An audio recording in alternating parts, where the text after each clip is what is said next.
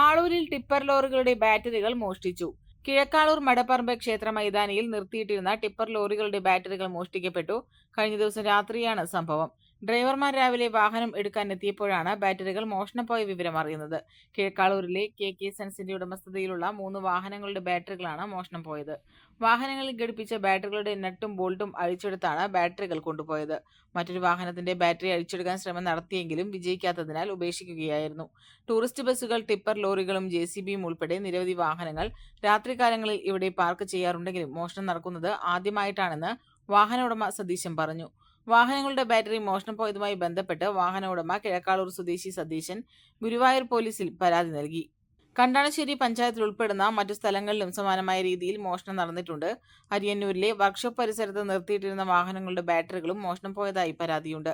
മേഖലയിൽ വാഹനങ്ങളുടെ ബാറ്ററി മോഷ്ടിക്കുന്ന സംഘം സജീവമായതിനാൽ പോലീസിന്റെ രാത്രികാല പെട്രോളിംഗ് ശക്തമാക്കണമെന്ന ആവശ്യം ഇതിനകം ഉയർന്നിട്ടുണ്ട്.